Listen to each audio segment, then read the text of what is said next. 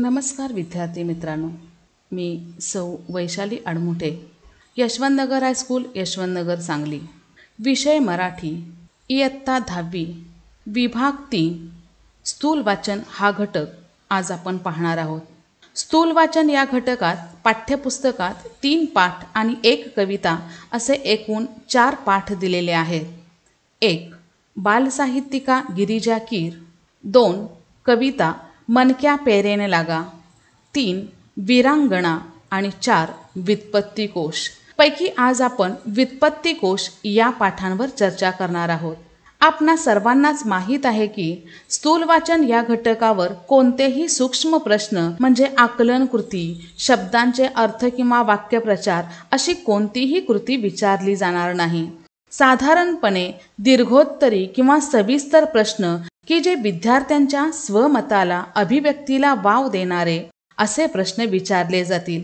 कृतीपत्रिकेत 4 पाठांपैकी 3 पाठांवर मध्यम स्वरूपाची कृती 6 गुणांसाठी विचारली जाईल. 3 पैकी कोणतीही 2 कृती आपण सोडवायची आहे. व्युत्पत्ती कोश या पाठामध्ये आपण कोणत्या मुद्द्यांवर चर्चा करणार आहोत? तर पहिला मुद्दा आहे व्युत्पत्ती कोश म्हणजे काय. दुसरा मुद्दा आहे व्युत्पत्ती कोशाचे स्वरूप. तिसरं व्युत्पत्ती कोशाची गरज आणि महत्त्व. चौथं व्युत्पत्ती कोशाचे कार्य. 5वं व्युत्पत्ती कोश निर्मिती, ठराव, जबाबदारी, अर्थसहाय्य, त्याचे प्रकाशन. पुढचा मुद्दा आहे यावर विचारली जाणारी कृती आणि शेवटचा मुद्दा आहे उपक्रम. या मुद्द्यांवरती आपण चर्चा करणार आहोत. माझा मराठीचा बोलू कौतुके परी अमृतातेही जिंकेल पैजा अशा शब्दांमध्ये ज्ञानेश्वर माऊलींनी मराठी भाषेचं कौतुक केलेलं आहे. खरंच मराठी भाषेची समृद्धी, मराठी भाषेची श्रीमंती, मराठी भाषेचं वैभव, शब्दांची गंमत जर आपल्याला अभ्यासायची असेल तर खरंच आपण व्युत्पत्ती कोश हाताळणं गरजेचं आहे. मित्रांनो, दैनंदिन व्यवहारामध्ये आपण अनेक शब्द बोलत असतो, वाचत असतो, लिहित असतो, तेव्हा काही शब्द आपले लक्ष वेधून घेतात. हे शब्द कसे तयार होत असावेत याची उत्सुकता, जिज्ञासा निर्माण होते. मग अशा वेळेस त्या शब्दाची निर्मिती कशी झाली हे हाताळण्यासाठी व्युत्पत्ती कोश उपयोगी पडतो. व्युत्पत्ती कोश काय करतो तर शब्दाचे मूळ रूप दाखवतो. इतकेच नव्हे, त्यातील विस्तार, संदर्भ, उच्चारातील बदल, उच्चारातील फरक दाखवण्याचं कार्य करतो. त्या शब्दाची उत्पत्ती पाहणे, उच्चार जाणून घेणे ही भाषा समृद्धीच्या दृष्टीने आनंददायी प्रक्रिया आहे. आता व्युत्पत्ती कोश मराठीतील पहिलं जे व्युत्पत्ती कोश जे प्रकाशित झालं त्याचे लेखक आहेत कृ. पा. कुलकर्णी. हा एक शैक्षणिक कोश आहे. शुभदा सारस्वत प्रकाशन या प्रकाशनामार्फत 1946 साली हे पुस्तक प्रकाशित करण्यात आलं. या पुस्तकाची पाने एकूण 906 आहेत. याचं वजन आहे 1509 ग्रॅम, तर याची किंमत आहे 600 रुपये. पहा की आपण म्हणतो की 1946 साली हे पुस्तक प्रकाशित झालं, पण भारताच्या दृष्टीनं जर आपण विचार जर केला तर व्युत्पत्तीशास्त्राचा आपल्या भारतातील उगम हा खूप प्राचीन आहे. जेव्हा आर्यांनी वेदांची रचना केली, ऋग्वेद, यजुर्वेद, सामवेद, अथर्ववेद, तेव्हा त्यातील मंत्रांचा अर्थ लावणं, त्यातल्या शब्दांचा अर्थ लावणं खूप अवघड होतं. मग वेदांमधील जे क्लिष्ट शब्द होते ते निघंटू या ग्रंथामध्ये एकत्रित केले. आणि मग निघंटू ग्रंथ कसा तयार झाला की ज्यामध्ये अवघड शब्दांची रचना करण्यात आली. मग निघंटू ग्रंथातील शब्दांची व्याख्या, त्यांची व्युत्पत्ती कशी झाली याची माहिती देण्यासाठी आणखीन एक ग्रंथाची रचना करण्यात आली. तो ग्रंथ म्हणजेच निरुक्त, आणि या ग्रंथाची निर्मिती आचार्य यास्क यांनी केली. आणि मग भारतातील हे पहिलं व्युत्पत्तीशास्त्र असं म्हटलं तरी सुद्धा इथं वावगं ठरणार नाही. हल्ली पहा की आपण आपल्या मुलामुलींची नावं ठेवत असताना इंटरनेटवरून किंवा शब्दकोशामधून त्या शब्दाचा अर्थ काय आहे, त्या शब्दाची व्युत्पत्ती काय आहे याचा संदर्भ पाहूनच आपण काय करत असतो, मुलांची किंवा मुलींची आपण नावं ठेवत असतो. सर्वप्रथम आपण कोश या शब्दाचा अर्थ काय हे आपण समजावून घेऊ. कोश म्हटलं की आपल्या डोळ्यासमोर उभं राहतो तो रेशमाचा किडा की ज्याच्या भोवती कोश गुंडाळलेला असतो. पण ही संकल्पना मात्र थोडीशी वेगळी आहे. कोश म्हणजे काय तर विशिष्ट प्रकारे रचून उपलब्ध करून दिलेला माहितीचा साठा किंवा संग्रह होय. विशिष्ट प्रकारे म्हणजेच काय तर आकार विल्हेनुसार, म्हणजेच काय तर अ ते ज्ञ या 14 कडीनुसार या शब्द त्याची व्युत्पत्ती किंवा त्याचा अर्थ अशा प्रकारे त्याची काय केली असते, रचना केलेली असते. त्यालाच काय म्हटलं तर कोश असं म्हटलं तर. किंवा शब्दांची फोड करून त्याचा उलगडा करणं, द्रव किंवा घन पदार्थ ठेवण्याची पेटी किंवा शब्दांचा खजिना म्हणजेच या संकल्पनेलाच काय म्हटलं तर कोश. मराठीमध्ये पाहिलं तर कोशांचे अनेक प्रकार आपल्याला अभ्यासायला मिळतात. नमुन्यादेखील आपण काही उदाहरणं पाहू. शब्दकोश, विश्वकोश, व्युत्पत्तिकोश, ज्ञानकोश, बालकथा कविताकोश, शब्दगंधकोश, चरित्रकोश, नाट्यकोश, ग्रामकोश, भौगोलिक शब्दकोश, सुविचारकोश आणि संप्रदाय म्हणीकोश. यामधील आपण इयत्ता 8वीच्या वर्गामध्ये शब्दकोश म्हणजे काय ही संकल्पना आपण समजावून घेतलेली आहे. इयत्ता 9वीच्या वर्गामध्ये आपण विश्वकोश ही संकल्पना आपण समजावून घेतलेली आहे आणि त्याची पुढची पायरी म्हणजेच व्युत्पत्तिकोश की हा भाग आपण आता काय करणार आहोत, समजावून घेणार आहोत. सर्वप्रथम आपण या स्थूल वाचनामध्ये व्युत्पत्तिकोश या पाठाचा समावेश का केलेला आहे याचा उद्देश आपण समजावून घेऊ. पहिला उद्देश आहे व्युत्पत्तिकोशाची गरज आणि महत्त्व जाणून घेणे. दुसरा उद्देश आहे शब्दांची व्युत्पत्ती म्हणजे शब्द कसा निर्माण झाला, केव्हा निर्माण झाला, कोठे निर्माण झाला हे अभ्यासणे. तिसरं व्युत्पत्तिकोश हाताळण्याची सवय लावणे. चौथा शब्द एक पण त्याचे अनेक अर्थ प्राप्त होतात हे समजून घेणे. पाचवं शब्द एक पण निरनिराळ्या परिस्थितीमध्ये निरनिराळी रूपे धारण करतो हे समजून घेणे. विद्यार्थ्यांच्यात शोधक वृत्ती, निरीक्षण क्षमता, जिज्ञासा, कुतूहल इत्यादी कौशल्ये विकसित करणे.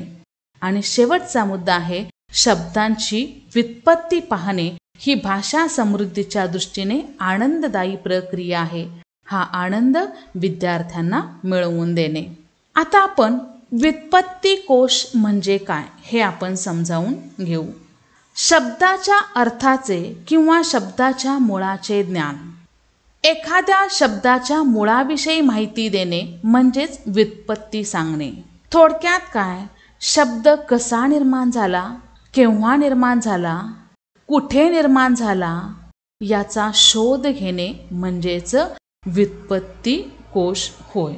उदाहरणार्थ पहा की लेखिका निलिमा गुंडे यांचा बोलतो मराठी या पाठामध्ये मोरांबा, कदर, अनसुया या शब्दांची व्युत्पत्ती कशी झालेली आहे हे उदाहरणार्थ दाखल दिलेलं आहे.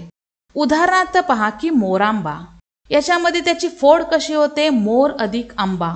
पण मोर आणि आंबा या शब्दांचा प्रत्यक्ष पाहिलं तर याच्यामध्ये काहीही संबंध नाही.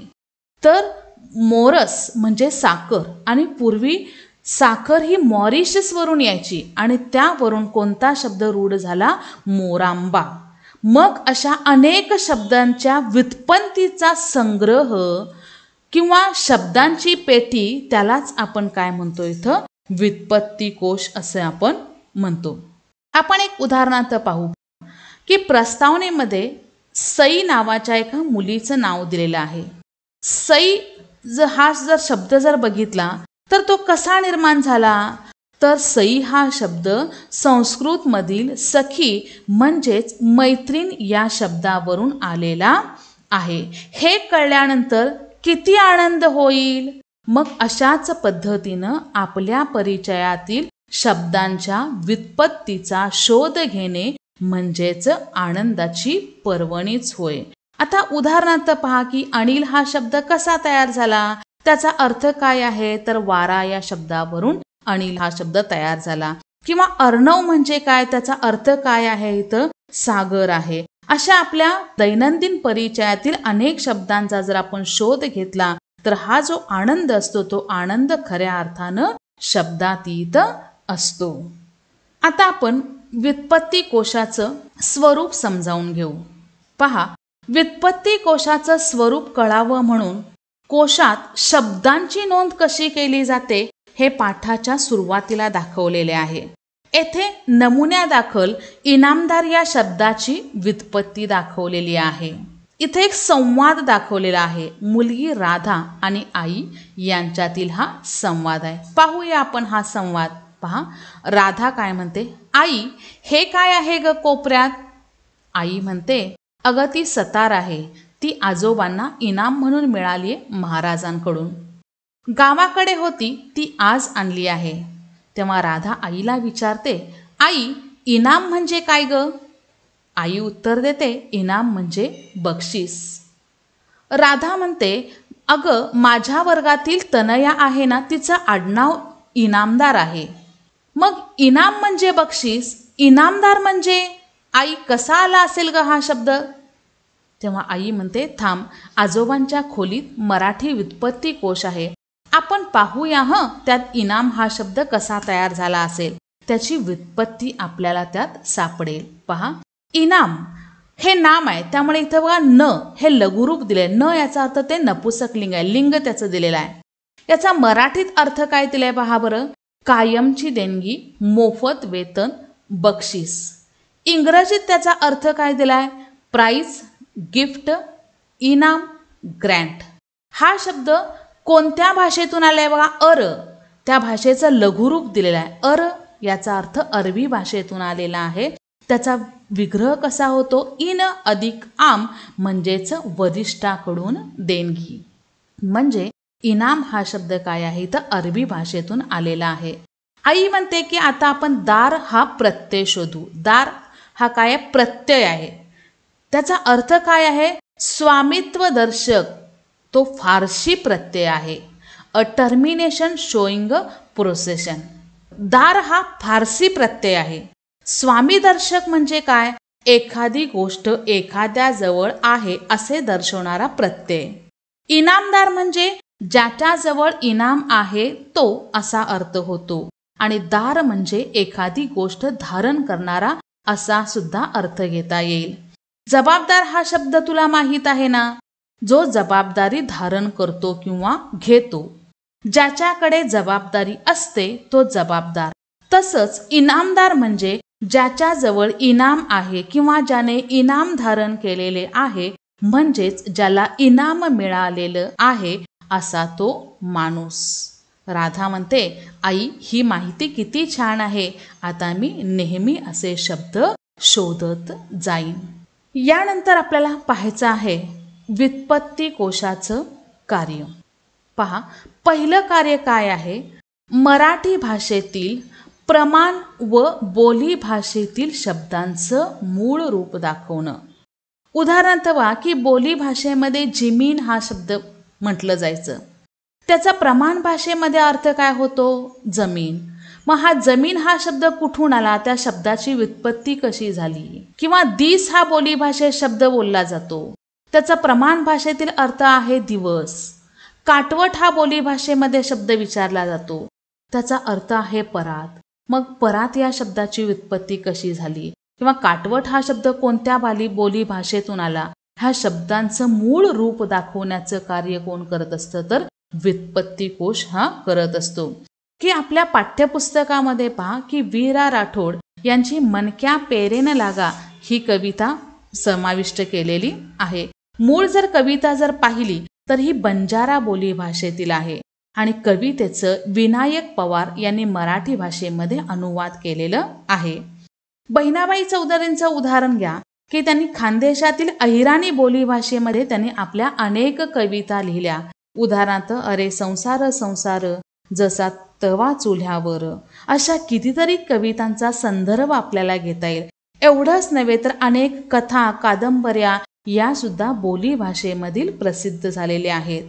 मग बोलीभाषेतील शब्द, त्याचा प्रमाण भाषेतील अर्थ, तो त्या शब्दाची व्युत्पत्ती कशी झाली, हे काम खऱ्या अर्थानं कुणाचं आहे तर व्युत्पत्ती कोशाचं आहे. दुसरं कार्य काय आहे पहा, तर भिन्न भिन्न समाजात वेगवेगळ्या कारणांनी शब्दाच्या अर्थाच्या अंगानेही बदल संभावतात. हे अर्थातील बदल स्पष्ट करणे. उदाहरणार्थ पहा, आपल्या पाठ्यपुस्तकामध्ये एक शब्द दिलेला आहे, शहाणा. या शब्दाचा अर्थ काय? हुशार, बुद्धिमान, चलाक. हा शब्द कुठून आला तर संज्ञान या शब्दांवरून. पण आता या शहाणा या शब्दाच्या अगोदर अति उपसर्ग लागून अतिशहाणा हा शब्द सुद्धा काय झालाय तर रूढ झालेला आहे. मग अतिशहाणा म्हटलं की शब्दांचा अर्थ सुद्धा काय होत असतो इथं बदलतो, की जो मूर्ख आहे किंवा ज्याला अक्कल नाही अशा व्यक्तीला आपण काय म्हणतो की अतिशहाणा आहेस. किंवा शहाणा या शब्दाच्या पुढे पण हा प्रत्यय लावून शहाणपण अशा प्रकारचे अनेक शब्द मराठी भाषेमध्ये काय होत चालले तर रूढ होत चाललेले आहेत. आणखीन एक उदाहरण पाठ्यपुस्तकामध्ये समाविष्ट केलेलं आहे पहा. एकाच अर्थाचे शब्द निरनिराळ्या संदर्भामध्ये निरनिराळी रूप धारण करत असतो. उदाहरणार्थ पहा की शब्द अनेक आहेत. वात, पवन, मरुत, समीर, अनिल. पण या सर्व शब्दांचा अर्थ मात्र एक आहे, वारा. आणि निरनिराळ्या संदर्भामध्ये मात्र हे शब्द निरनिराळे रूप धारण करत असतात. उदाहरणार्थ पहा की पवनचक्की म्हणजे ज्यापासून विद्युत निर्मिती केली जाते वाऱ्यापासून, त्याला पवनचक्की असं म्हणतात. वातचक्र म्हणजे वादळ किंवा वावटळ, यासाठी वातचक्र हा शब्दप्रयोग आपण इथं वापरतो.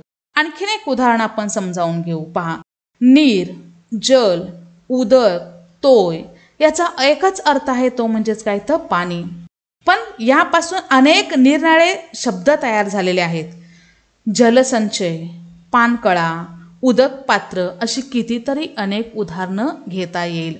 जे शब्दाच्या अर्थाच्या अंगानं सुद्धा काय होत असतं बदल होत असतात. कधी कधी पहा की शब्द एकच असतो पण त्याचे अर्थ मात्र काय असायचं वेगवेगळे असतात. उदाहरणार्थ पहा की पाठ हा जर शब्द जर घेतला तर त्याचा अर्थ काय आहे? एक पुस्तकातील धडा आणि दुसरं पाठ म्हणजेच काय तर अवयव. किंवा मान याचा अर्थ काय आहे? अवयव आणि दुसरा अर्थ आहे सन्मान, प्रतिष्ठा.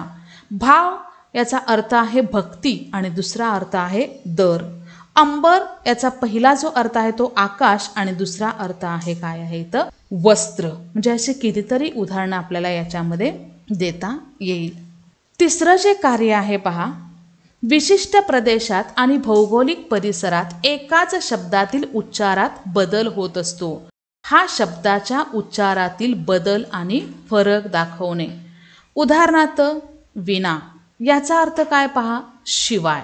पहा पुढे आणखीन एक शब्द आलेला आहे पण उच्चारामध्ये बदल होतो. विना, कारण व इथं दीर्घ आलेला आहे. विना याचा अर्थ काय? वाद्य. दीपावली हा जो शब्द आहे तो दीप या शब्दापासून तयार झाला आहे, त्यामुळे द हा काय आहे तर दीर्घ आहे. दिवाळी हा शब्द जो आहे तो दिवा या शब्दापासून तयार झाला आहे, त्यामुळे इथं मात्र दी हे काय आहे तर ऱ्हस्व आहे. पाणी हा शब्द जर घेतला न दीर्घ जर घेतला तर त्याचा अर्थ होतो जल, आणि पाणी न इथं जर ऱ्हस्व जर घेतला तर त्याचा अर्थ होतो काय होतो इथं हात. व्युत्पत्ती कोशाचा चौथं कार्य काय आहे पहा, तर भाषेच्या इतिहासाच्या दृष्टीने फरक होत असतात. भिन्न भिन्न काळात जे शब्दात बदल होत असतात त्या बदलांचे कारण स्पष्ट करणे.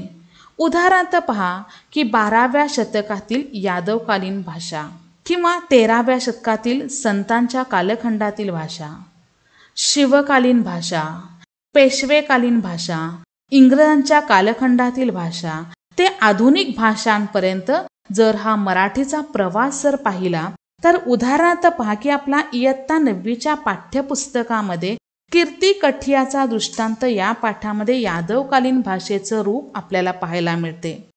धरीला पंढरीचा चोर किंवा जैसा वृक्ष नेणे या अभंगांमध्ये आपल्याला संतकालीन भाषेचं रूप पाहायला मिळतं. किंवा अलीकडे आपण तानाजी किंवा हिरकणी अशा प्रकारचे चित्रपट जर पाहिले तर शिवकालीन भाषा आपल्याला अनुभवायला मिळते. तत्कालीन किंवा त्या काळातील साहित्य किंवा संदर्भ शोधले की आपल्याला त्या काळातील भाषेचं रूप पाहायला मिळतं. अगदी बारकाईनं पाहिलं तर असं लक्षात येतं की कालानुरूप शब्दांच्या रूपामध्ये अर्थामध्ये बदल होत गेलेले आहेत आणि हे बदल अपरिहार्य असतात. या बदलाची कारणं व्युत्पत्ती कोशामध्ये दाखवलेली आहेत. आपण काही उदाहरणार्थ पाहू की मराठी आणि हिंदी भाषेमध्ये आग हा एक शब्द वापरला जातो. तो शब्द कसा तयार झाला तर अग्नी या संस्कृत शब्दापासून अग्गी हा प्राकृत शब्द तयार झाला आणि या प्राकृत शब्दापासून आग हा शब्द मराठी आणि हिंदी भाषेतून रूढ झाला. प्राकृत भाषा म्हणजेच त्याचे अनेक बोलीभाषा पाहायला मिळतात. या भाषेची पाली ही एक बोलीभाषा आपल्याला पाहायला मिळते जी इसवी सन पूर्व 500 ते इसवी सन पूर्व 1000 कालखंडामध्ये या बोलीभाषेचा वापर केला जायचा. गौतम बुद्ध, भगवान महावीर यांनी आपलं तत्वज्ञान लोकांना समजावून देण्यासाठी पाली भाषेचाच वापर केला होता. जेव्हा समाजातील संस्कृत भाषेचं महत्त्व कमी होऊ लागलं तेव्हा प्राकृत भाषा उदयाला आली आणि मग प्राकृत भाषेतील काही शब्द थोड्याशा वेगवेगळ्या फरकानं मराठी, हिंदी, गुजराती, कन्नड अशा विविध भाषांमध्ये ते काय होत गेले, इथं रूढ होत गेले. मराठी भाषेमध्ये आणखीन एक उदाहरण पाहू. सून हा शब्द कसा तयार झाला तर संस्कृतमधल्या स्नुषा या शब्दांपासून प्राकृत भाषेमध्ये सुन्हा या शब्दांपासून मराठी भाषेमध्ये सून हा शब्द रूढ झाला. पुस्तकांमध्ये बरीचशी उदाहरणं दिली आहेत बघा. तुंड हा संस्कृत शब्द आहे, त्यापासून मराठीमध्ये तोंड हा शब्द प्रचलित झाला. तुप्प हा कन्नड शब्द आहे, यापासून तूप हा मराठी शब्द प्रचलित झाला. इत्र हा अरबी शब्द आहे, त्याच्यापासून अत्तर हा मराठी शब्द तयार झाला.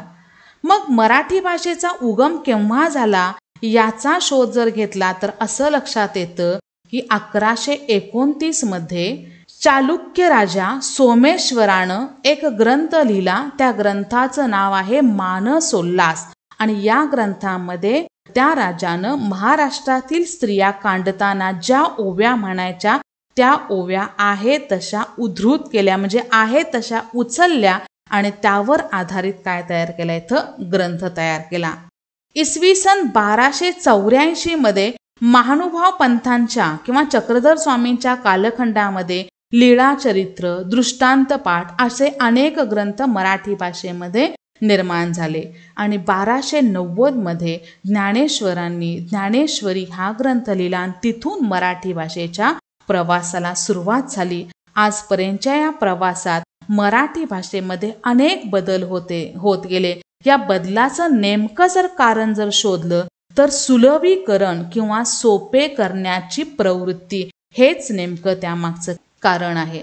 अगदी बारकाईनं जर आपण पाहिलं तर आपल्याला असं लक्षात येतं पहा की आपली आजी आजोबा बोलत असलेली भाषा, आई बाबा बोलत असलेली भाषा, आपण आणि आपली भावंड बोलत असलेली भाषा, आपले मित्रमैत्रीण बोलत असलेली भाषा किंवा व्हॉट्सअपची भाषा, ह्या सगळ्या भाषेचं रूप जर पाहिलं तर या सगळ्यामध्ये खूप फरक आहे हे आपल्याला इथं सहजपणे इथं लक्षात येतं. या पाठामध्ये आणखीन एक उल्लेख केलेला आहे पहा की कुठल्याही दोन भाषा बोलणारे भाषक जेव्हा एकमेकाच्या संपर्कात येतात तेव्हा त्यांच्या भाषातील शब्दांची तर कधी व्याकरणिक घटकांची सुद्धा देवघेव होते आणि याची नोंद आपल्याला या व्युत्पत्ती कोशामध्ये पाहायला मिळते. उदाहरणार्थ पहा की मराठी हिंदी किंवा मराठी अरबी, मराठी इंग्रजी अशा द्विभाषिक लोक जर एकत्र आले तर इंग्रजी भाषेतील काही शब्द मराठीमध्ये किंवा हिंदी भाषेमधील काही शब्द मराठीमध्ये किंवा अरबी भाषेतील काही शब्द हे मराठी भाषेमध्ये काय होत गेले, इथं रूढ होत गेले. एक उदाहरण आपण समजावून घेऊ की मराठीमध्ये बादली हा शब्द कसा तयार झाला तर तो हिंदीमधील बाल्टी या शब्दातून तयार झाला. पण हिंदीमध्ये बाल्टी हा शब्द कसा रूढ झाला तर 16व्या शतकामध्ये बंगालमध्ये पोर्तुगीजांनी काय केल्या, आपल्या वसाहती स्थापन केल्या. या वसाहती स्थापन केल्यानंतर पोर्तुगीज लोकांचा संपर्क कुणाशी आला? बंगाली भाषा बोलणाऱ्या लोकांशी. मग पोर्तुगीज लोक पाणी भरण्याच्या भांड्याला बाल्डे म्हणायचे आणि मग हळूहळू बंगाली लोकांनी काय केलं की बंगाली भाषेमध्ये बाल्डे या शब्दाला बाल्टी असा शब्दप्रयोग आपल्यामध्ये सामावून घेतला आणि नंतर हिंदीमध्ये बाल्टी हा शब्द आहे तसा उचलला आणि हिंदी भाषेतून तो मराठी भाषेमध्ये बादली हा शब्द रूढ झाला. म्हणजे आजपर्यंतच्या या प्रवासामध्ये मराठी भाषेनं अरबी, फारसी, इंग्रजी, कन्नड, संस्कृत अशा विविध भाषांमधील शब्दांना आपलंसं केलं की जे आज ते शब्द मराठीमय होऊन मराठीच्या प्रांगणामध्ये तन्मयतेने बागडत आहेत. यालाच आपण व्याकरणच्या भाषेमध्ये शब्दसिद्धी म्हणतो. गेल्या अनेक वर्षामध्ये आपण शब्दसिद्धी हा भाग आपण पाहत आहोत. शब्दसिद्धी म्हणजे काय? तर शब्द कसा तयार होतो त्यालाच काय म्हणतात? शब्दसिद्धी असं म्हणतात. शब्दसिद्धीचे 2 प्रकार आहेत, सिद्ध शब्द आणि साधित शब्द. सिद्ध शब्दाचे प्रकार आपण मागच्या अभ्यासक्रमामध्ये पाहिलेत.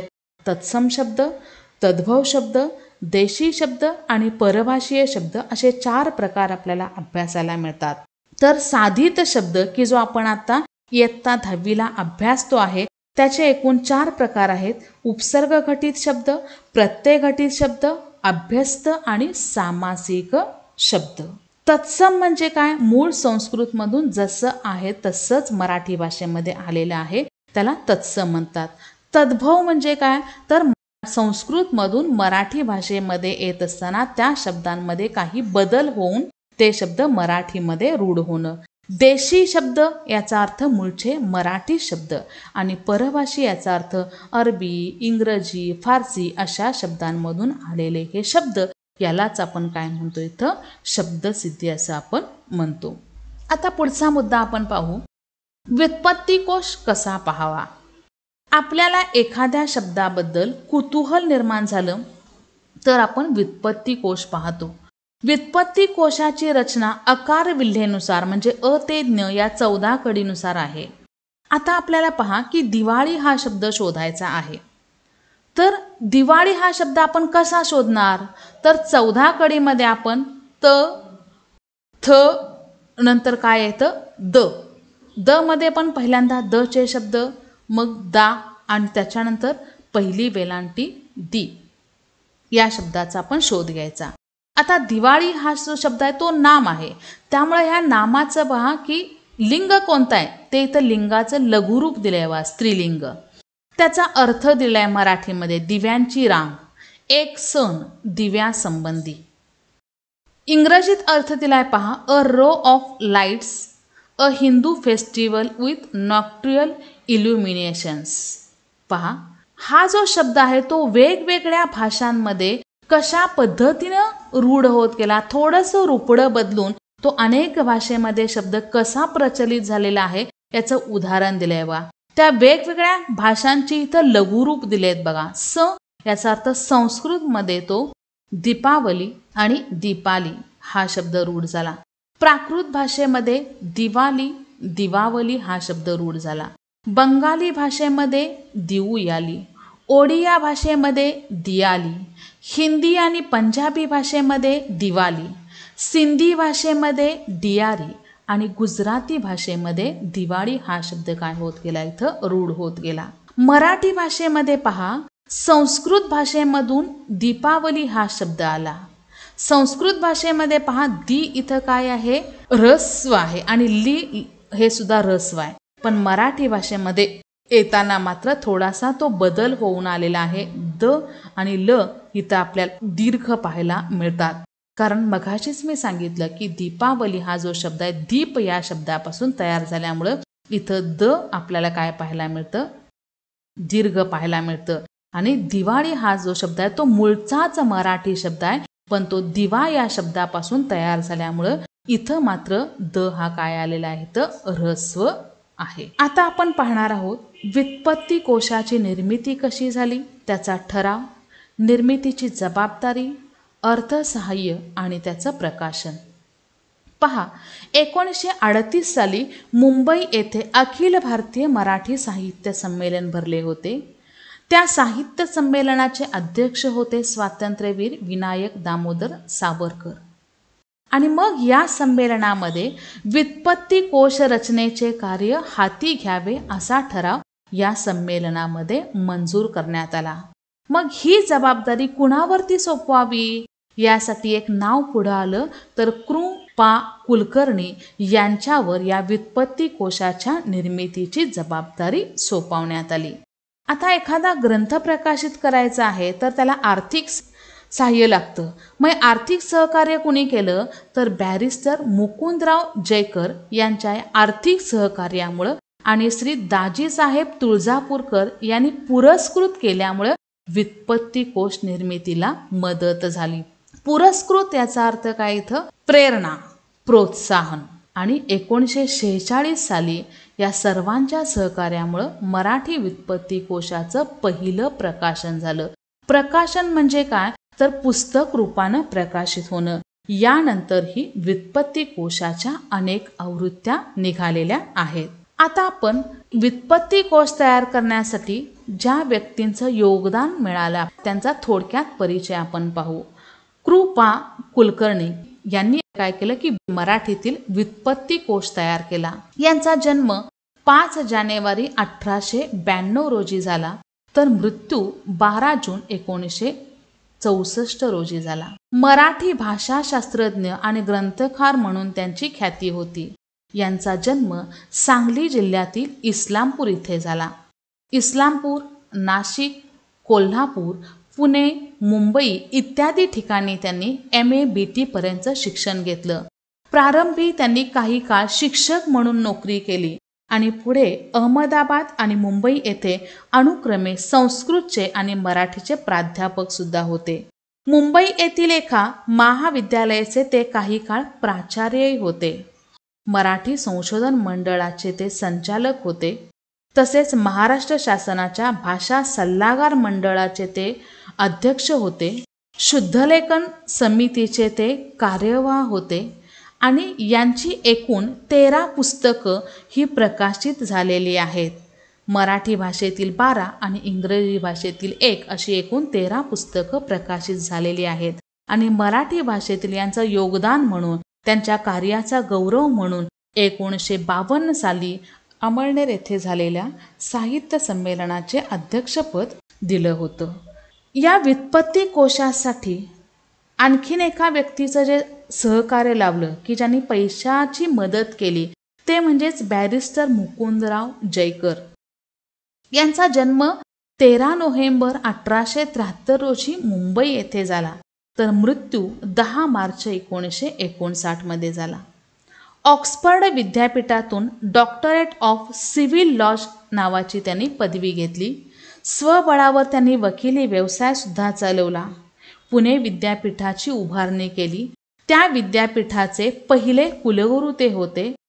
शेवटी तर त्यांनी आपलं स्वतःचं निवासस्थान ग्रंथसंग्रह पुणे विद्यापीठाला दान केलं.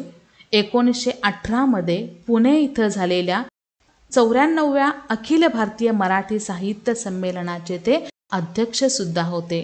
एक कुशाग्र बुद्धिमत्ता लाभलेले, शिक्षणप्रेमी, संगीत आणि नाट्यकलेचे रसिक अशी त्यांची त्या काळामध्ये ख्याती होती. आता ताकास तूर लागू न त्याने हा एक वाक्यप्रचार दिलाय बघा. 2 शब्द याच्यामध्ये आले, ताक आणि तूर.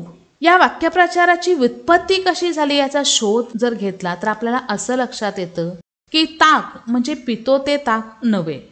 तूर याचा अर्थ काय की द्विदल धान्य की ज्याच्यापासून वरण किंवा आमटी आपण बनवतो. मग ताकाचा आणि तुरीचा संबंध येतो तरी कुठे?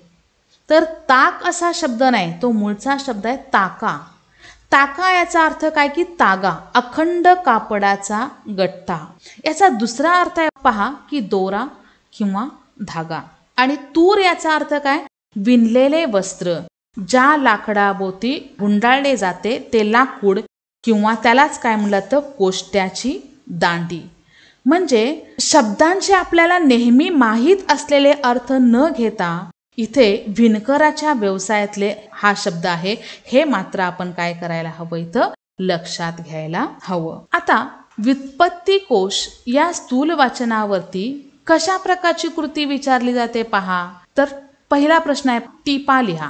टिपा लिहा याच्यावर कोणती कृती विचारली जाते. व्युत्पत्ती कोशाचे कार्य आणि दुसरं शब्द तयार होण्याचे विविध प्रकार. दुसरी कृती विचारली जाते पहा की खालील मुद्द्यांवर एक परिच्छेद तयार करा. 7 ते 8 वाक्यात व्युत्पत्ती कोश, त्याचा निर्मितीचा ठराव, निर्मितीची जबाबदारी, निर्मितीसाठी अर्थसहाय्य, त्याचे प्रकाशन अशा प्रकारची कृती कृतीपत्रिकेमध्ये विचारली जाते.